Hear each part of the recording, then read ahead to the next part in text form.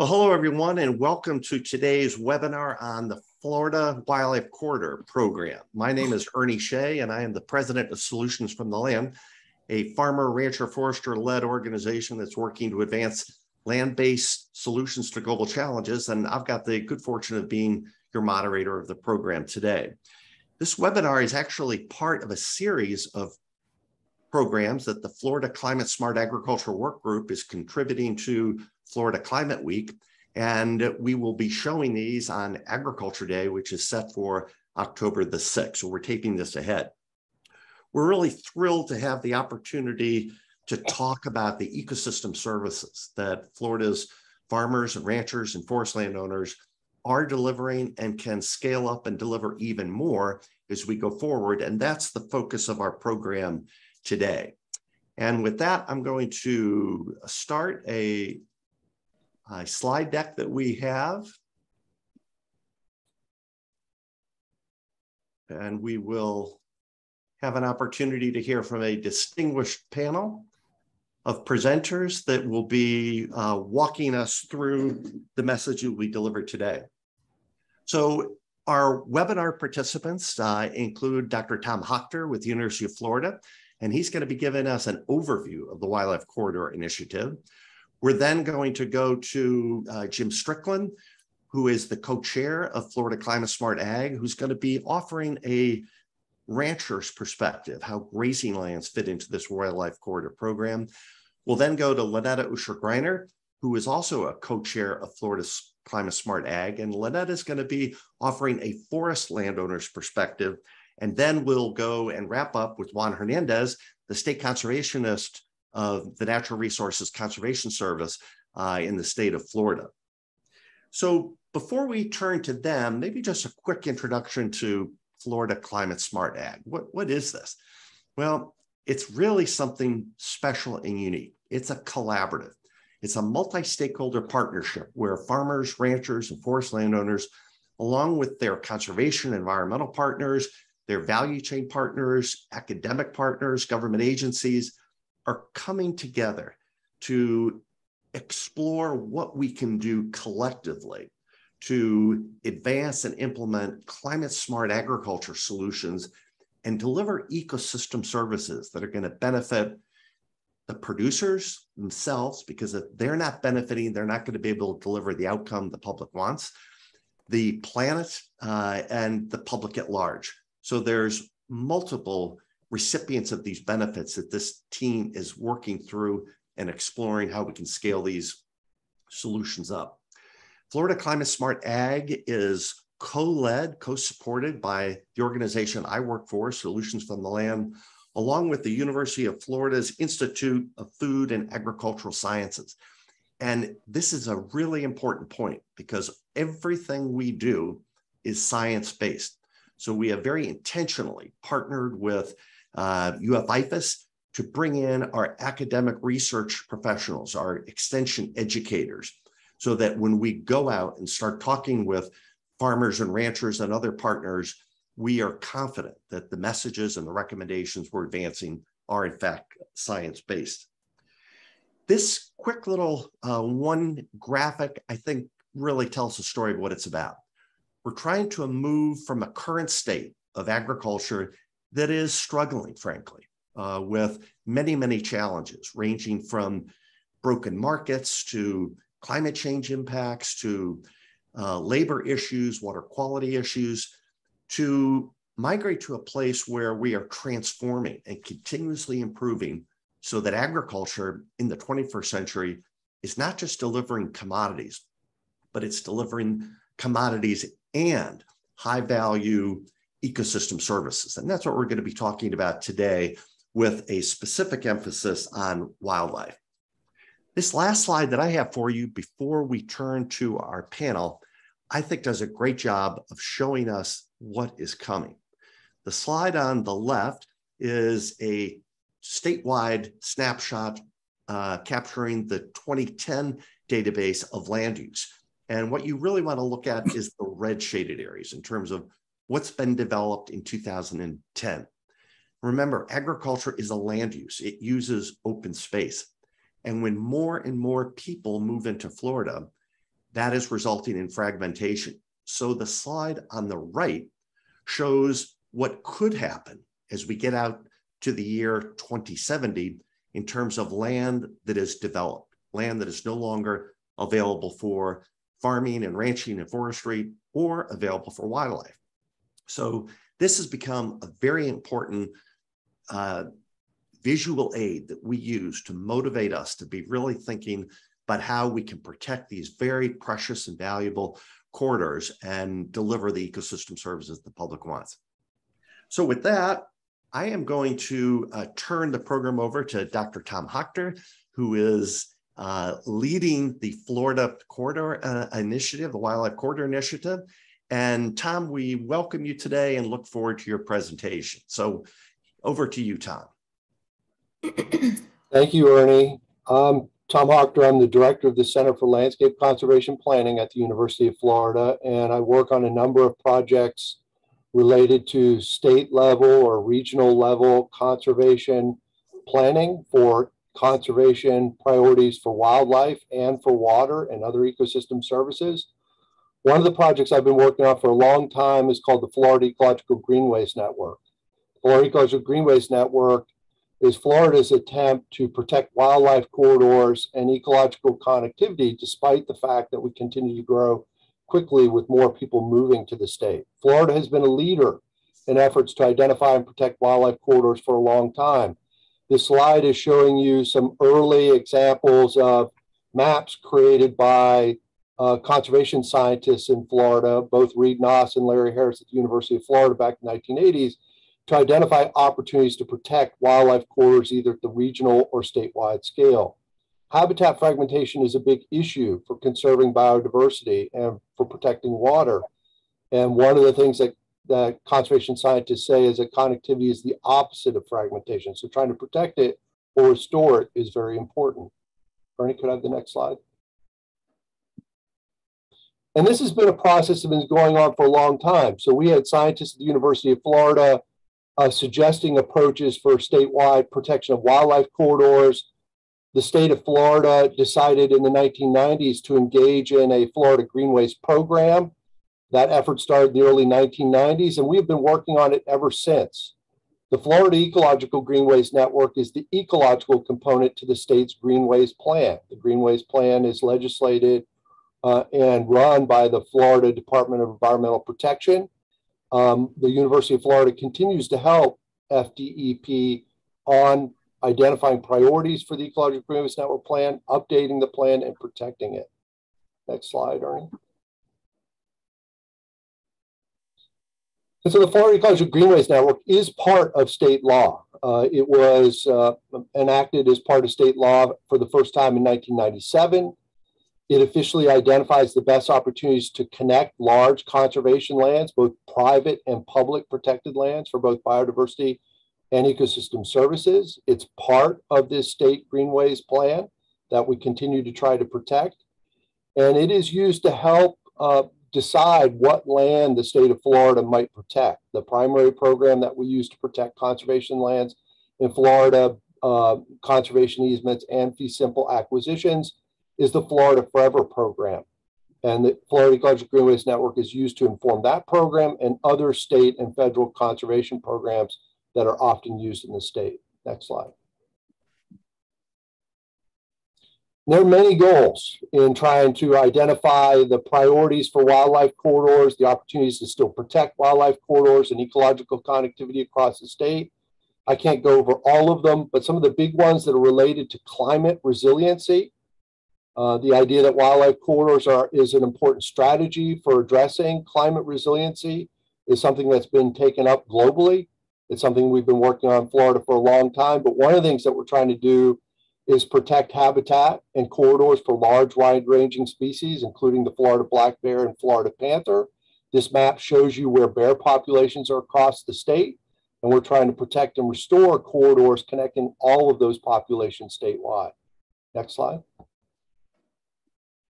It's also really important to protect connections between both wetlands and high and dry uplands in Florida. We have a lot of uplands and even wetlands that are fire dependent and flood dependent in the state.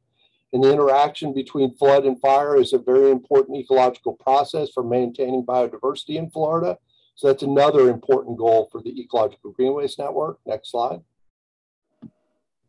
And then climate resiliency. You know, some of the primary goals for protecting and restoring ecological connectivity include this idea that we need to allow animals the opportunity to migrate south to north, generally speaking, to deal with changes in climate, specifically rises in temperature, and even more importantly in Florida.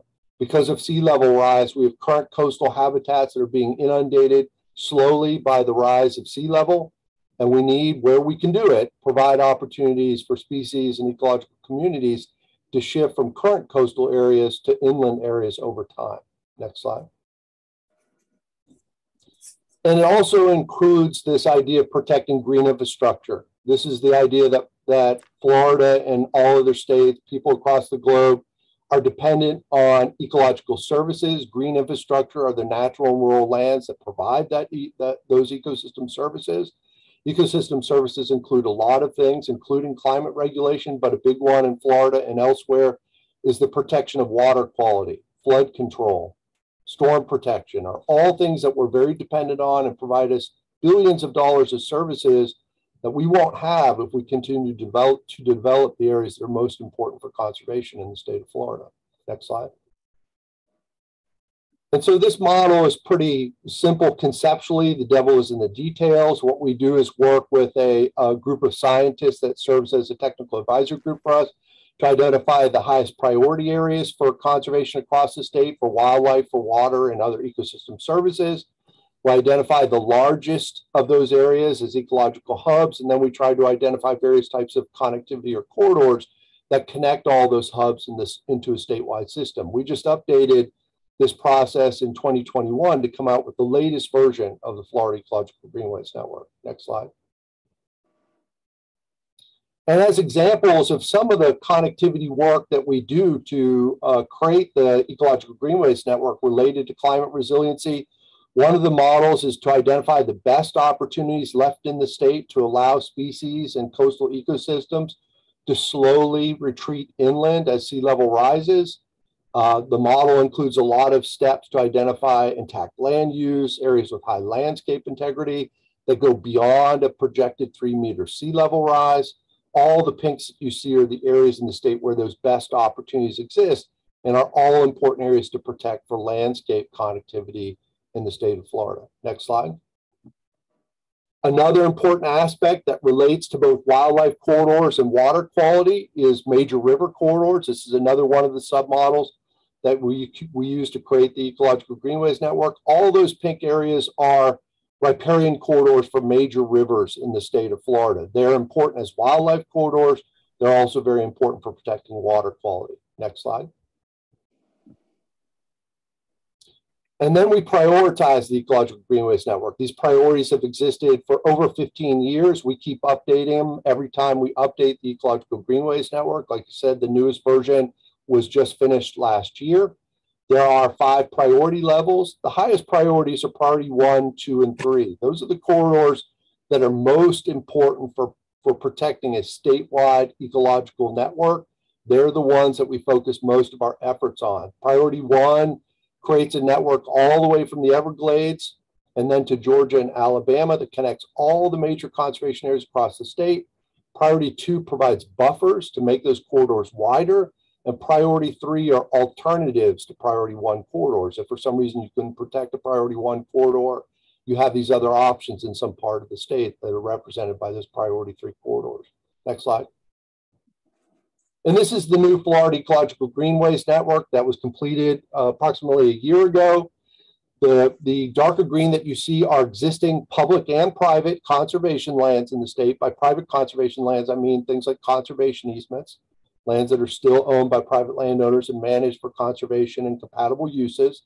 And then you'll see a dark blue and a lighter blue or a medium blue. That's priority 1 and priority 2. And you can see if you follow that dark blue and medium blue all the way from Everglades National Park and Big Cypress in South Florida, you'll see that there is a system of corridors that goes all the way to Okefenokee National Wildlife Refuge in Northeast Florida, and then west all the way to the tip of the Panhandle. You also see a bright green. Bright green are the priority 3 corridors. The yellow are priority 4. Next slide. And just 2 years ago, the state of Florida, the legislature and the governor passed a new law. That new law is called the Florida Wildlife Corridor.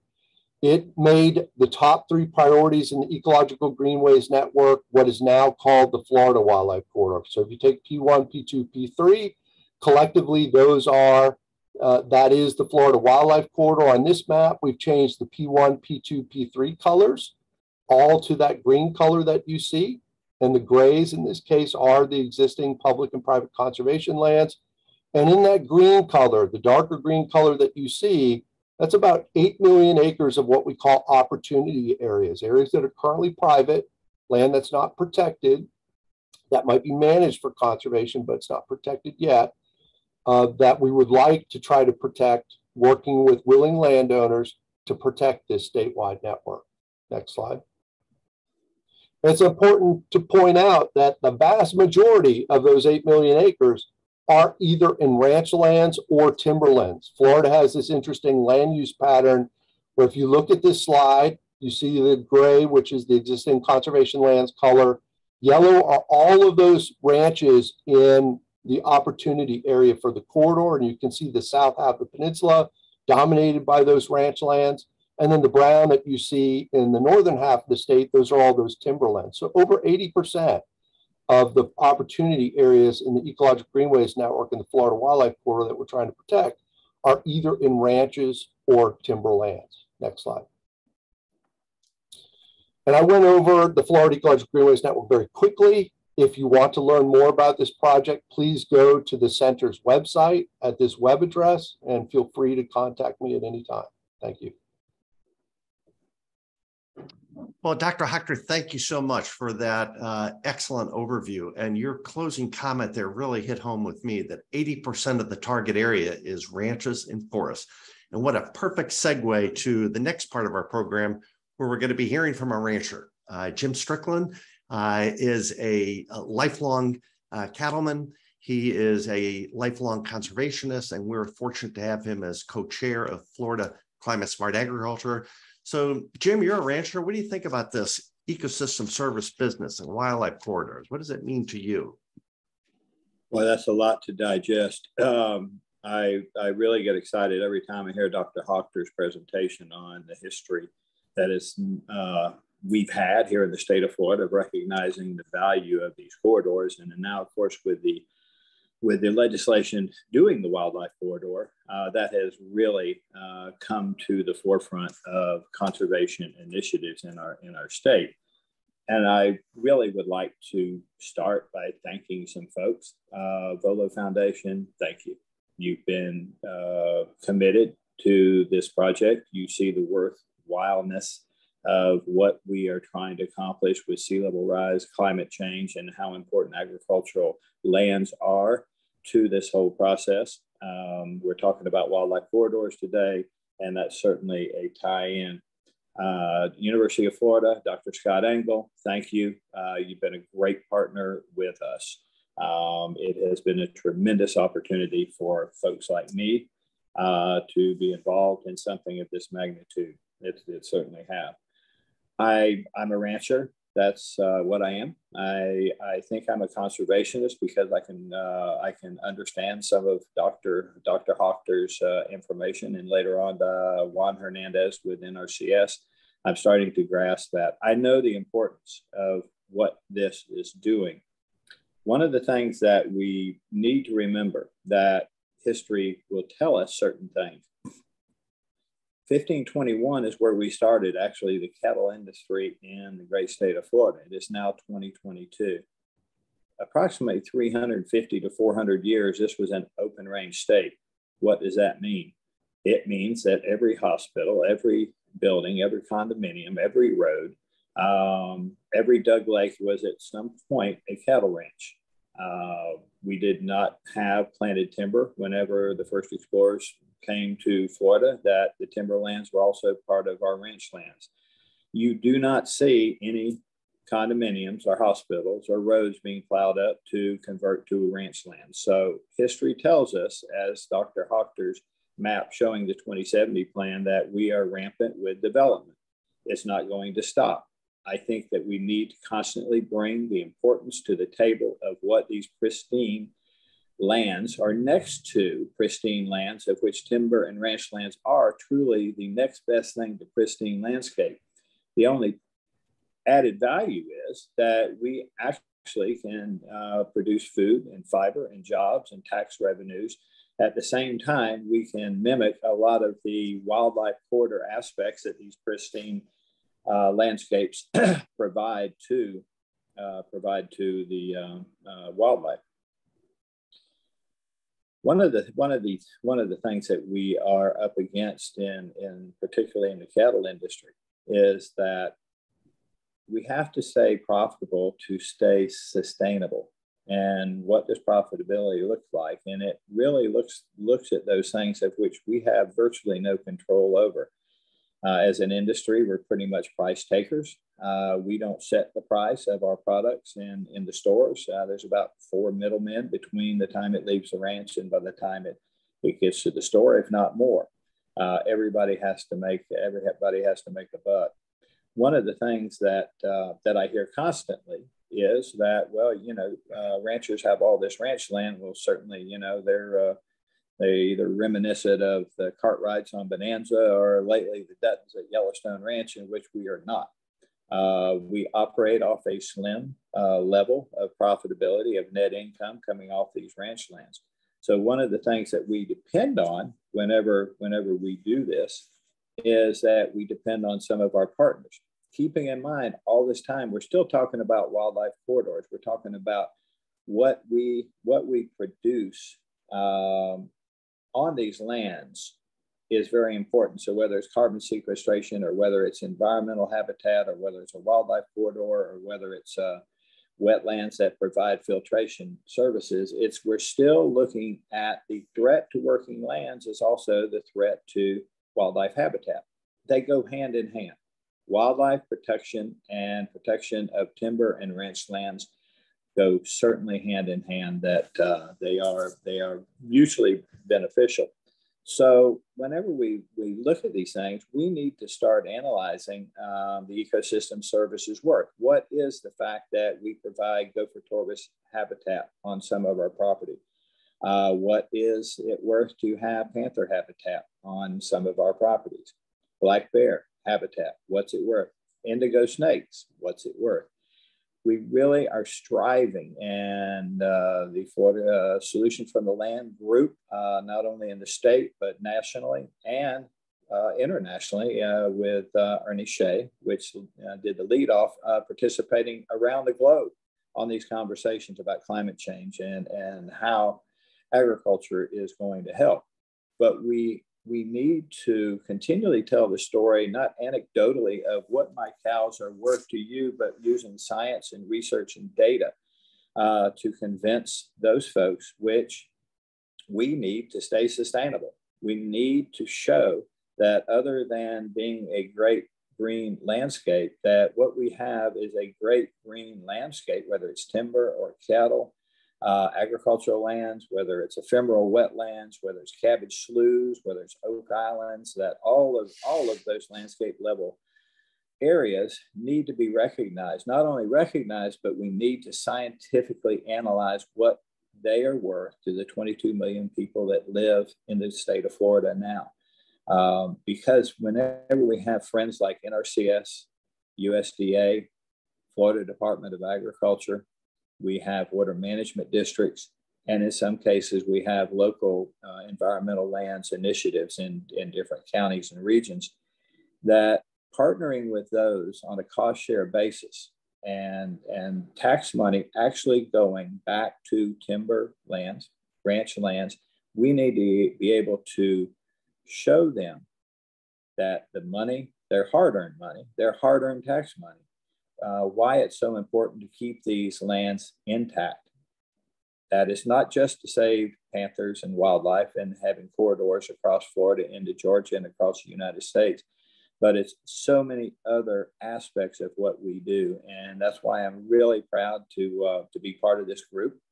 I am really proud to have Volo Foundation that has they've just stepped forward so many times and really helped us with this initiative. Just to bring it into perspective that, you know, we had Amendment 1, we had a constitutional amendment, which showed that the taxpayers of Florida overwhelmingly said they believe in conservation lands. They also have told us that they don't believe in government buying every acre and putting a fence around it to save these lands for conservation. They want to see working landscapes. They want to see conservation easements. They want to see ranchers on their own developing the land, managing the land. Managing land is certainly a big budget item in any agency that manages land. We can manage that land because we've been doing it for, I'll say, 500 years.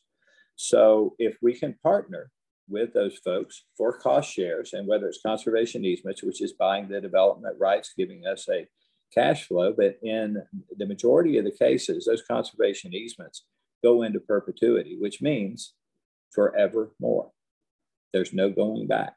Once granddaddy or daddy do a conservation easement, the heirs or the future owners of that land have to adhere that there will be no development on that land.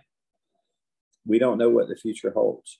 What we're trying to do is show what that land is truly worth, because in the future, we need to base the value of what we give ranchers or timberland owners for their land needs to be based on more than just the development rights.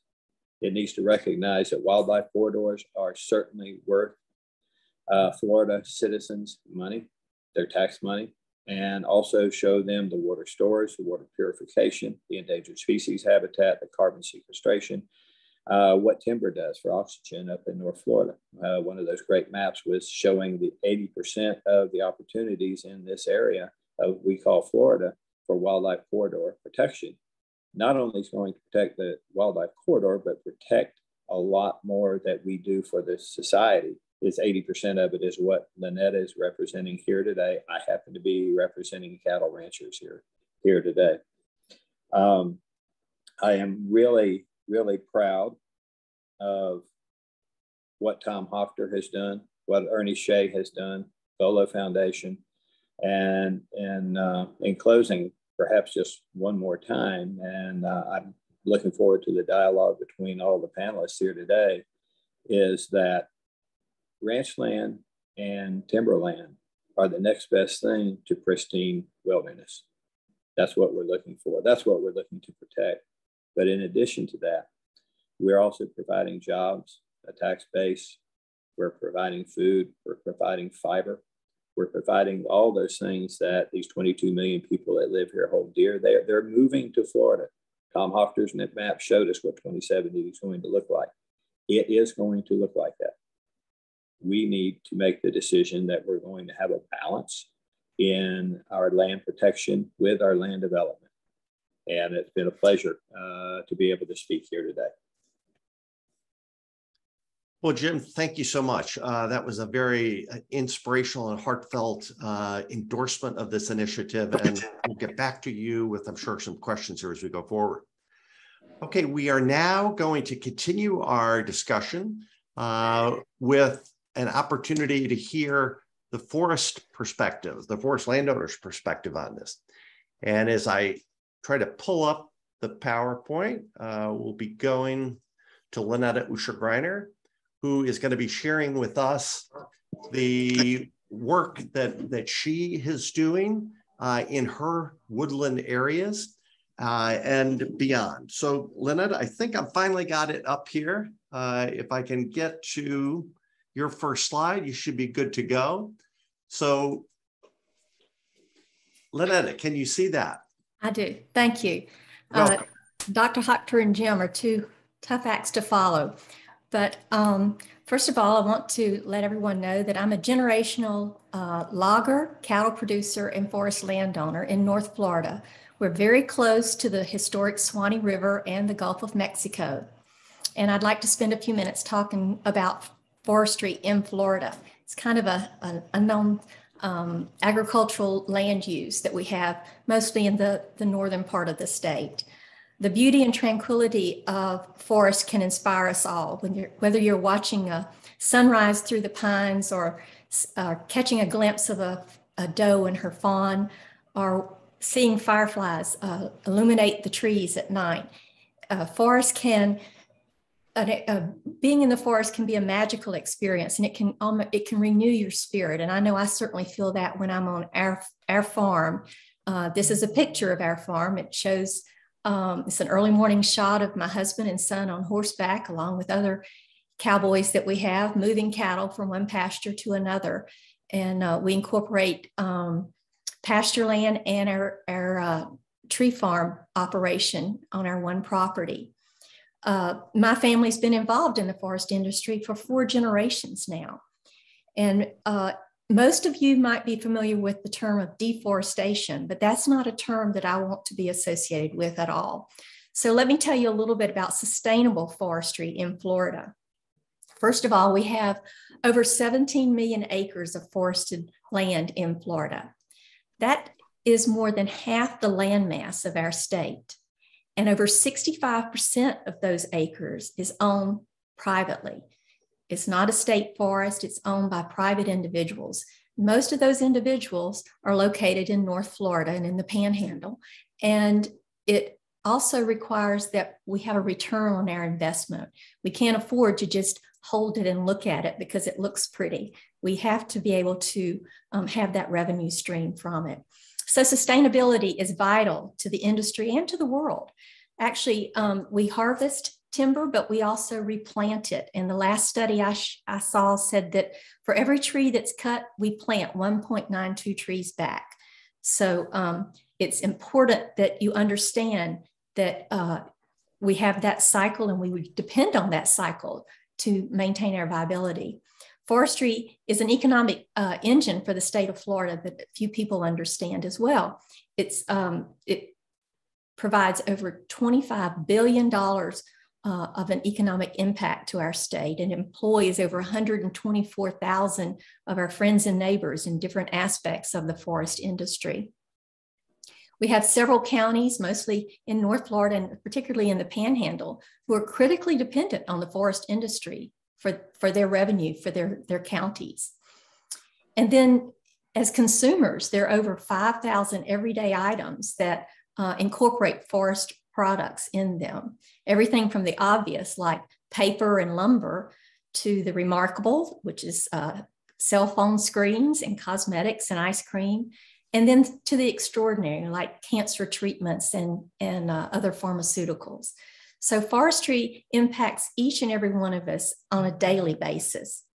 It also provides many environmental benefits to our state, and that includes carbon sequestration. It includes oxygen generation.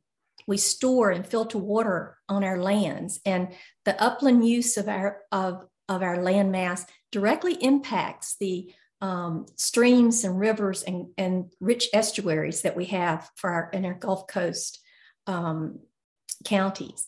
So forests are vitally important to water storage and water filtration, and that enhances water quantity as well. We provide green space for recreation, and also lots of habitat for flora and fauna. So as we have more and more pressure on our water supplies and risk to our air quality, we know that we have a new focus on the ability of forests to mitigate those impacts. And after years of researching and advocating and explaining ecosystem services, we're so encouraged that the true value of Florida forests are beginning to be recognized. So next slide, Ernie. This is a zoom shot, a drone shot of our timberland. And so let me tell you a little bit about the cycle, because a lot of people don't understand what we do in the forest industry. And keep in mind that forestry is a crop, just like corn or strawberries, although it takes a much longer growing period. We don't begin to harvest our trees until they're about 13 years old, but it is planted to be harvested. So we grow that timber for a number of years, depending on the forest landowner's management plan. And then the trees are harvested with different operations. You can either selectively cut the trees, which we call a thinning operation, where you go in and cut every other row, every third row, every fifth row, or you can clear cut the timber. Next slide. So a fellow buncher is a large machine that grabs the tree and cuts it off and leaving the stump and goes to the next tree and grabs another. And when it has an armful, it lays them over on the ground. And next slide. A skidder comes along with a grapple hook on the back and it grabs them. And the skidder hauls those logs over to our loading deck, or our ramp as we call it. Next slide. There we have a loader mounted on a trailer, and it delimbs the trees, next slide, before it loads them onto the trailer. And all of this depends on the different age classes and diameters of the trees. So you can't mix those age classes and diameters. Your load has to be all going to one particular mill. And next slide, then the truck delivers. Next slide. And next slide. The truck delivers those loads of logs to the mill to be processed into all those different products that we use each and every day. The next step is then to prepare the land for replanting. That means that the logging debris is piled and raked up and burned, and the land is bedded or plowed for the seedlings. Next slide. So that's a cleanup operation. We call that site prep. And next slide. Then we plant the seedlings. Seedlings can be planted either by hand or this is a mechanized planting, which is semi-mechanized really, because a person has to sit in that implement that's pulled by a tractor and load the seedlings into the planter, and it plants each seedling in the ground. Seedlings can either be containerized or bare root, depending on your soil and your management objectives as well. And so then the cycle repeats itself. It's important to note that the strong markets for our products is vital. If we don't have strong markets for our product, then we're not going to be able to afford to keep planting our timber. Again, remember, it's a long-term process. It's not for the faint of heart. So we have to have that revenue stream. I always like to tell people to print those emails, because you're not saving a tree by not printing the emails. You're saving a tree by using products that incorporate our pine timber. So print those emails as often as you can. As long as we have a market for our products, we can afford to keep our lands in production. Also remember that those trees that are planted and harvested are for that's the whole purpose we plant them, is to harvest them. Many people don't understand that commercial timber operations in Florida and in the United States, actually, we don't harvest wildlands. We harvest planted pine timber. So don't confuse what we do here with what you might see in the Amazon and the rainforest there. That's simply not the case. And rest assured that we're always employing best management practices to protect the environment and the wildlife through all of our operations. So a lot of people might think that unmanaged or natural lands are the best habitat for wildlife.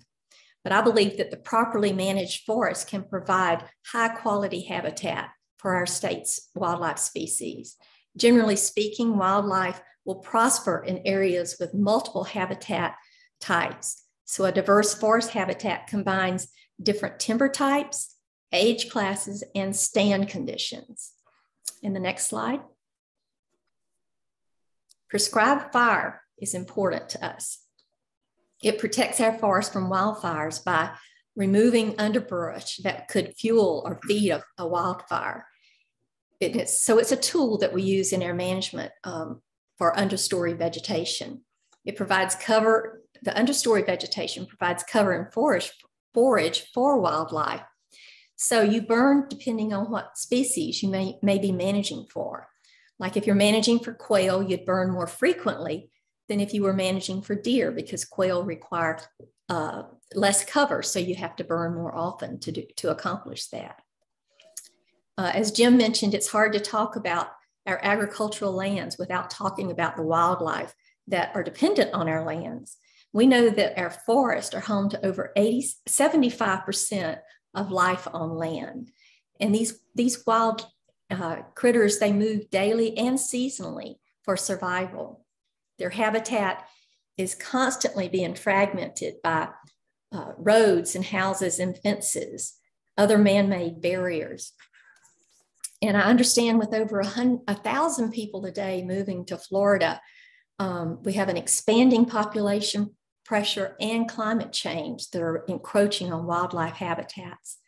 Forest and forest landowners are uniquely positioned, in my opinion, to mitigate and disperse the changing wildlife, allow wildlife to change with the changing seasons and conditions that they experience. These forest and forest landowners boost biodiversity and resilience. I believe that forests may be our best weapon to fight climate change and to keep Florida green. I've often heard that our agricultural lands are so important to be in production, but there may come a time that the last crop we'll grow is houses, and that's certainly not what I want for my family's forest land in North Florida. So we have to do all that we can to prevent that from happening and be thoughtful in our growth and development. We have to take the wildlife corridor into consideration. And the only way to do that is keep these agricultural lands productive and sustainable. Thank you. Well, Letta, thank you so much. Again, another heartfelt message and really driving home the point that these working lands produce so much more than what you might think they do with a simple drive-by on a county road. So thank you, and we'll come back and pose a couple of questions to you folks. So next up, we're going to turn to our technical anchor, the Natural Resource Conservation Service. And Juan Hernandez is the state conservationist for NRCS, which is an agency of USDA, the United States Department of Agriculture. And Juan has been a tremendous partner in the overall Florida Climate Smart Ag Initiative. So I think, Juan, you're going to be talking about one particular program that lends itself quite well to helping protect wildlife corridors, and that's the Regional Conservation Partnership Program. So Juan, welcome. Thank you. Thank you. And hopefully you can hear me well. So let me start. And Ernie has a great point. We do have many, many programs that are tailored for working lands throughout the whole state of Florida, but we're concentrating into the RCPP, the Regional Conservation Partnership Program, for many reasons. And you will see through the presentation why it's so critical. But this is one of the programs that is a landscape program. It's still on working lands, it's still privately owned in most instances, but this is the one that allows us two components that are very critical and centric to this group, which is leveraging, the ability to leverage federal, state, different programs in a single goal, and the fact that it's a landscape program. So let's go to the next slide, please.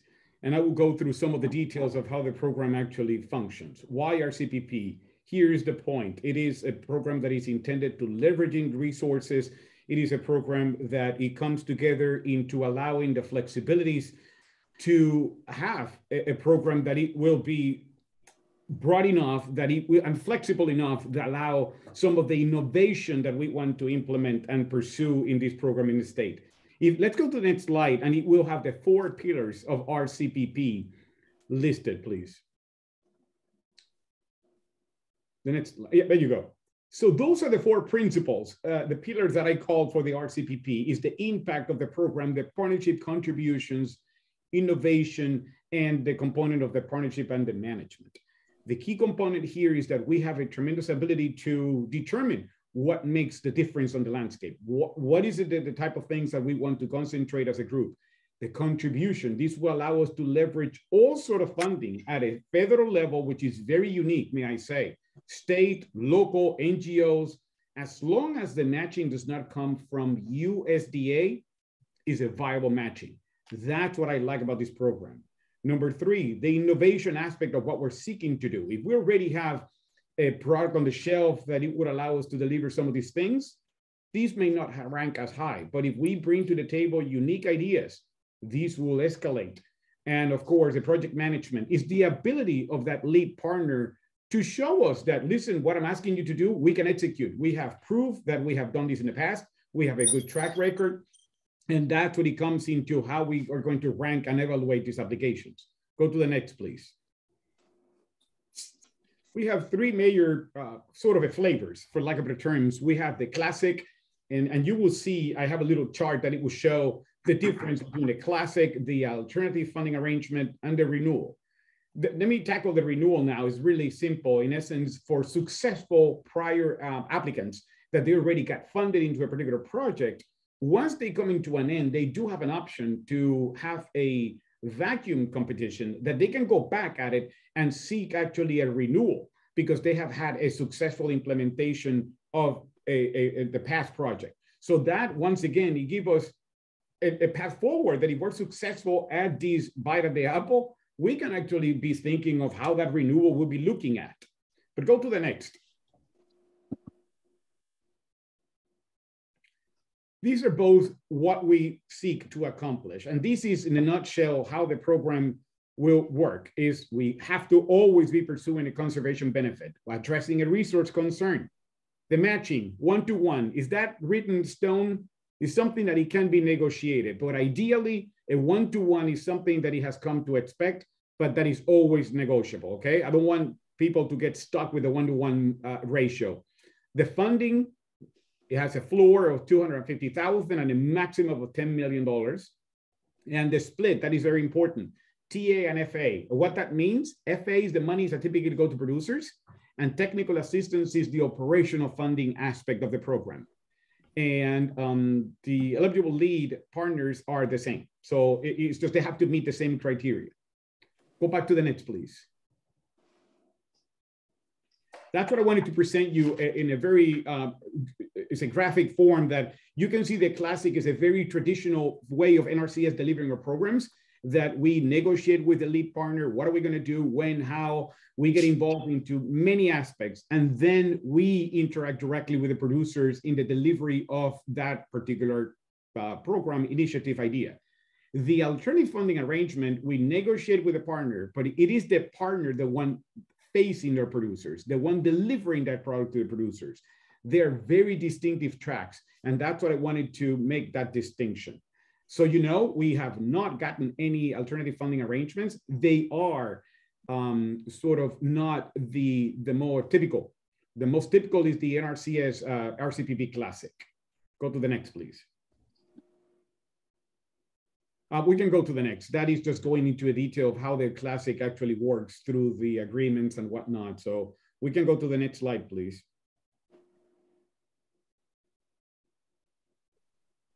There you go. That one is just slowly coming up. There you go. So what I wanted to show you, this is a good example of the 70-30. That is important, that the 70% is the financial assistance that goes toward producers. And then the 30% on the Classic is what it gets split between NRCS and what is a split between the partner and who is doing the work and who is not doing the work. And that determines who get the technical assistance, the operational funding. Sorry, my automatic light went out. saving. Anyways, let's go to the next slide.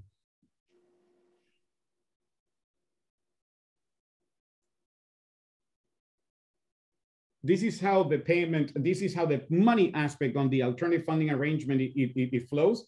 And of course, you will see a difference between the technical assistance and who gets a technical assistance, because that determines who is doing the work. If you as a partner are the one facing the producers, you're the one doing the design, you're doing the rolled out, the implementation, you get the technical assistance. If it is a Classic portion that is NRCS facing these producers and delivering the program, we get to retain that technical assistance. That's what I wanted to bring these two slides to differentiate the Classic as compared to the alternative funding arrangement. Go to the next slide, please. Very important. Those three are what is the priority of this administration when it comes down to Rcpp: climate smart, urban ag, and racial justice and equity. And of course, the first bullet is what caught my attention because it aligns so well with this organization. Solutions on the Land is a match made in heaven to exactly this type of priorities. And we can actually work with the other two easily because this is so broad throughout the state that we're bound to hit some of these key administration priorities. Go to the next, please. In essence, all our projects are aligned in that fashion. I want you to know that we first need to determine and establish what would be the funding, what would be I'm sorry. So the activities that we want to plan, all of these things is what you, together with NRCS, we will negotiate to have a delivery, a successful delivery. Let's go to the next.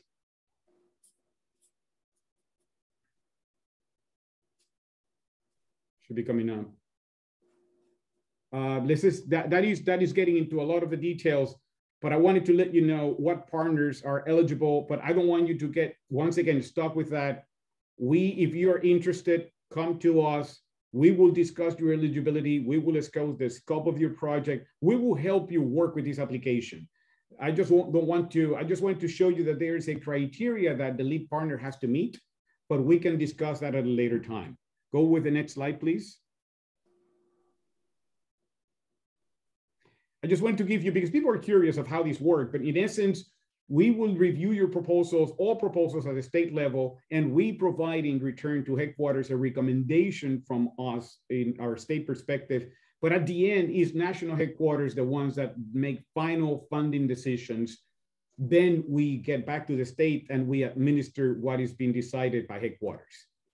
Go to the next. And that should be our last slide. So I really want to take these 30 seconds to provide many thanks to the VOLO, to UF, to Solutions for the Land, and more important, really critically important, the farmers, ranchers, and forest landowners that are implementing conservation every day. And this is what it is about, is just to provide the assistance that we need to get forward and promoting conservation through the landscape in Florida. And what a better group than this one in front of us. With that, thanks for the opportunity and looking forward for the application. Have a great day. Great. Juan, thank you so much. And what a great way to end this, that there's good news. There's resources available to help ranchers and farmers and conservation partners come together and enhance the productive capacity of these working lands to produce commodities, as well as these wonderful and important ecosystem services. So we've given folks watching today a quick overview, pretty high cut, about the importance of wildlife corridors, about the importance of ecosystem services, the role of ranchers and forest landowners and farmers in delivering these outcomes, and our technical partners and our financial partners that are there to help. So I'd like to wrap us up by just directing a quick question to each of you. We've got about 7 or 8 minutes here before we close out our hour. So maybe just try to respond in a minute or two. And Tom, let me start with you. One of the hallmarks of Florida climate smart agriculture is uncommon collaboration, bringing people together that historically have not worked together. And it feels like this is a key requirement for the wildlife corridors. Could you comment a little bit about this diversity of stakeholders that have come together under the Wildlife Corridor Program to join forces and deliver outcomes? Sure. It is an interesting project for potential collaboration. And obviously the primary theme here is the importance of working lands and the fact that we have ranchers and timberland operators who are essential for accomplishing the goals of the Florida Ecological Greenways Network and Florida Wildlife Corridor. But we know that all Floridians are very interested in their water, both having clean drinking water, water to recreate in for our fisheries. We also know that our natural and rural lands are really important for recreation. Florida is a primary state for birding in the United States. Our fisheries are really important for sports fishing as well as commercial fisheries.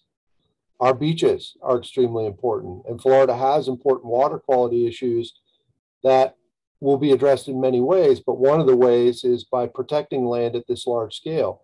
So we're talking about rural landowners, agricultural operators, tourism industry, corporations that are involved in providing gear for recreational activities in rural lands. And then you're also talking about local regional, state, and federal government all partnering together. And one of the keys of this project is the fact that even though we might have various goals for various state, federal, and local land use and conservation programs, that there is a common foundation of conservation priority areas. So what do we agree on? What areas are most important for protecting land for a variety of conservation goals? What resources are available? All those different partners, what do they have to bring to offer? How can they help us protect those lands? It is an important strategy, and it's essential. With 8 million acres of land that we need to protect, we won't protect every acre, but we need to be strategic, identify the areas that are most important, and then bring a variety of partners and resources into play to protect it. It's going to take a lot of work, and it's going to take a lot of time. Great, thank you. Jim, you're an innovator, a rancher that's constantly working with the University of Florida IFAS Partner Network, bringing new systems to play. And I remember you telling me recently about a new fencing system that you're deploying, and it might even be funded with a program like Rcpp. Could you just give us a quick description of that new fencing project and its role in protecting the wildlife corridors?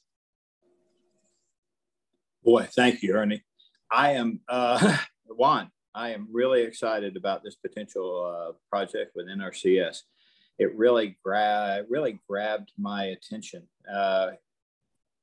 Some of the things that we look at are putting interior fencing across ranch lands. And wouldn't it be wonderful if we could rotate cows without the cost incurred by doing all these multitude of miles of fencing across this land to achieve perhaps some environmental goals? Also, we don't have the fences to get in the way of migrating wildlife. If you will, picture an invisible fence that I could get up in the morning, come to this computer, look at a aerial, real-time aerial from a satellite image, look at the GPS units that are around the necks of 150 head of mama cows, and see where they are at that point, and then with a click of a mouse, put an invisible fence around all the riparian wetlands or a creek, a stream that bisects through that property, particularly on CRPs, Conservation Reserve programs, you know, that through NRCS, we can accomplish a multitude of goals. That's simply it's a grand scale. Hypothetically, if it works, it's going to be unbelievable to be able to do that on a daily basis. See where our cows are, move our cows, protect wetlands, rotate our cattle. That could be a perfect example of a partnership. Great example of a 21st century approach to ranching. Lynetta, wonderful presentation. You're such a phenomenal steward of the land. There's a lot of forest land in Florida. You talked about up into the panhandles where it's heavily concentrated. What appetite is there for other landowners to participate in this program? Are they seeing the opportunity to be revalued, not just for the timber, but for the wildlife, for the carbon sequestration, the biodiversity? Where are the foresters at this? Is there an awakening? Is there a readiness to come forward? I think there is, Ernie. However, a few years ago, a lot of the forest land in the Panhandle was devastated by Hurricane Michael. And we're still struggling with getting trees back in the ground from all of that devastation. First of all, it was a monumental task to even clean it up. Some of it is still not yet cleaned up because it wasn't, it was destroyed so that traditional logging tractors could not even get in there to do that. The trees were just broken off several feet up into the up in the air. So it's been a huge undertaking. But Florida's congressional delegation was able to tap into or to actually implement a brand new program. It was basically a block grant for timber. And it was to restore all of that land. So it's vitally important, both for the state, for the environment, that we get those lands back in timberland. And I think by and large, most timberland owners are looking for other opportunities to capitalize on their land use.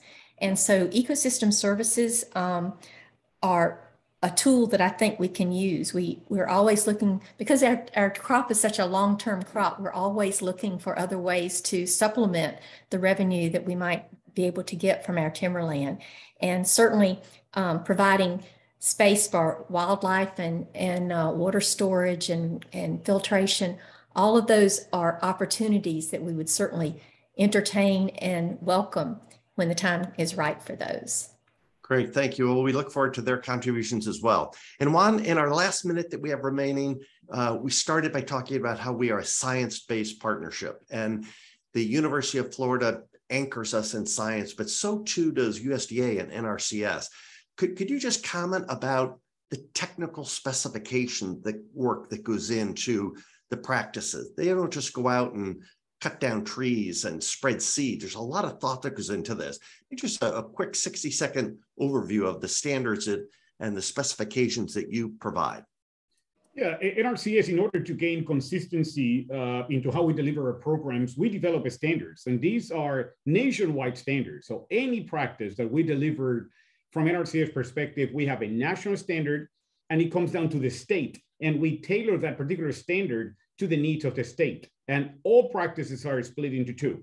We have what we call ecological science type base and engineering type practices. Everything that we do is either or, and all of them go through a very thorough process of review. All of them are required to be reviewed every 10 years. We even have a partake into what we call the State Technical Committee for input. So bottom line is that when we deliver a product to privately owned lands and working lands, it is a product that is already been vetted and that it has proven to be work. So that's what I tell people, we guarantee our product. If we do it and it doesn't work, we'll go back and redo it again, free of charge. Very good. Thank you. Thank you, Juan.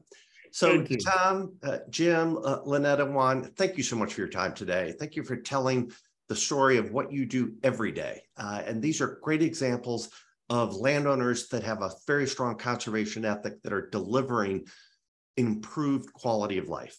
And we have grown to respect so much these high value ecosystem services, whether it's the food that they produce, the wildlife that they provide a home for, the water quality filtration, the solutions to the climate crisis that we're struggling with. These folks are on the front line. So thank you for all you do.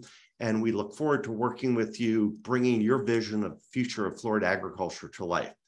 Thank you, everyone, for joining us today. And be sure to tune in and watch other webinars that will be focusing around Florida Climate Week. Thank you, everyone. Have a great day. Thank you. Thank you, Ernie. Thank you, Volo Foundation.